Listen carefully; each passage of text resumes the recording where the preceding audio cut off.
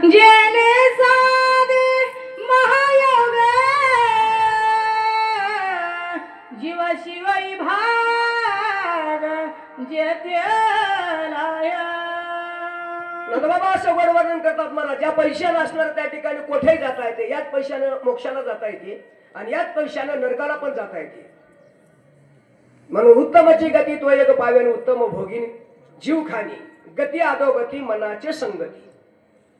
मनापासून वासना निर्माण होतात. माणूस म्हणते देवा नसता देऊ नये, आपल्या घराला मागा येण्या गेलेलं बरं असंच वाटते की असं काय वाटते महाराज? काय मागा येण्या गेलेलं बरं? पक्कळ पट्टी झाली की आपल्याहून काय बंद आहे मग? पक्कळ झाली की पट्टी अशी काय म्हणणारी जीव आता आपल्या इथे नाही तर बरं आपलं गाव झाडून पट्टी देते. यानं द्यायला तो देते थोडूस पण स्वैर्या धायला आमंत्रण सांगते माझ्या गावाला भंडारा या. याच्या घरच्या 2च माणसं पण 100 स्वैर्य बोलीते आणि 50 रुपये पट्टी देते. हे धंदोबी काय करते? जावायला युवायला सगळ्याला या म्हणते गावात भंडारा आहे आणि देते 50. अरे आपण दान केल्यानंतर आपल्याकडून 20 लोक तरी जेव्हा आपण जेवून आपलं कुटुंब जेवून काहीतरी दुसरे घर जेवावं की त्याच्यातून आपणच जेवावं अशा पैकी बोला. एवढी या प्राप्तीचे दाद ते कष्ट ते धनार्जनाते वितराशी कोण पुष्यते ते दुखी समते संगतीची. तुका म्हणे धन आणि धनासाठी देती प्राण किंवा घेती प्राण. बरं भांडणं कशासाठी? पैशासाठी. बाप लोकात भांडणं कशाची? पैशासाठी. नवरा बायको कशासाठी? पैशासाठी. सासा सुनेचे भांडणं कशासाठी? पैशासाठी किंवा जातीसाठी. आता कलियुगात मायबाप पोसायची तयारीच नाही. मायबापाचं भांडवल पाहिजे पण मायबाप नको. नकोच. कधी मरतात की म्हणून नवसं करायला की म्हातारे कधी मरतात की म्हणून. एवढे काही पुण्यवान झाले त्या कलियुगामध्ये.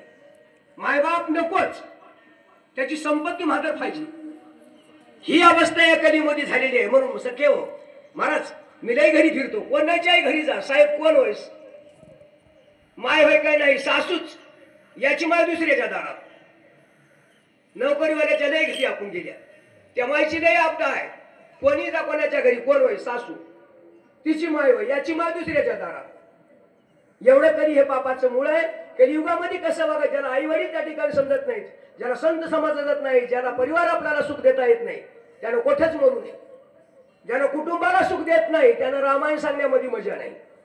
ज्यानं घरी नीट बोलत नाही, घरी नीट वागत नाही, बाहेर जाऊन तरी काय होय महाराज? सुनाय लेकी सारखी आहेत. मग कसं वागावं हे शास्त्र शिकवते. हा असणारा महाराज पैसा खर्च केला नाही, करू देत नाही, त्याचा इथंही नीट नाही म्हणून याचे इहिक धड नाही. त्याची प्रत्येक पुष्टी काही वर पण त्या ठिकाणी नीट नाही म्हणून कसा खर्च करावा असे काही लोक त्या ठिकाणी होऊन गेले. बोला देवा दरबाराती काही परवा काळ ठाऊक नाही,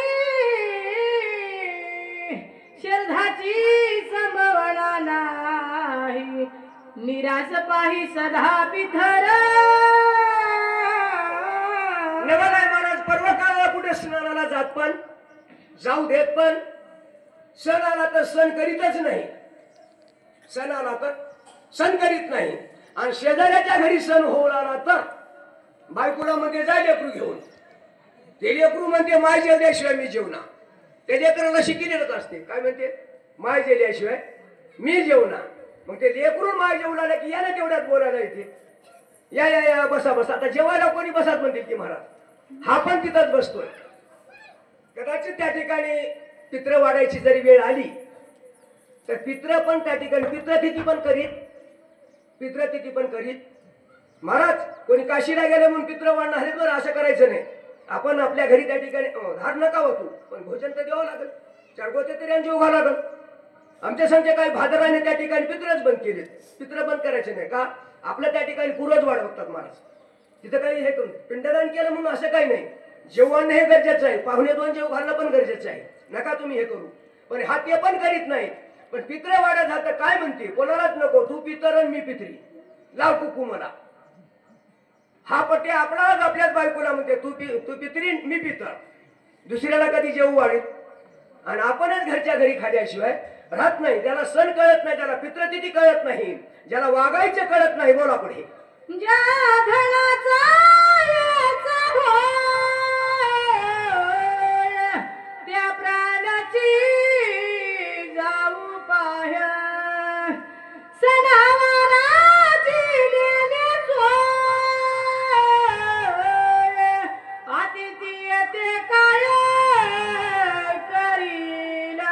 गावाने असं वर्णन करतात महाराज. ज्यानं सण्याला घरी असून कन्या करते, घरी असून सुनाला खाऊ देत नाही, कन्याच करते. ताटाने जिकडे तिकडे हाताला सावळा येऊ नये. एक सोयऱ्याधाऱ्याचं सोडूनच द्या. कधी सोयऱ्याधाऱ्याला बोललेला, कधी येतही नाही, अतिथी याच्या घरला आला बी नाही, आणि यानं लोकांच्या इथं गेल्याशिवाय राहिला नाही. फुकट म्हणल्यावर काय महाराज, फुकट म्हणल्यावर कोठेही फिरायचं. बोला पुढे. कष्टे जोडले संपत्ती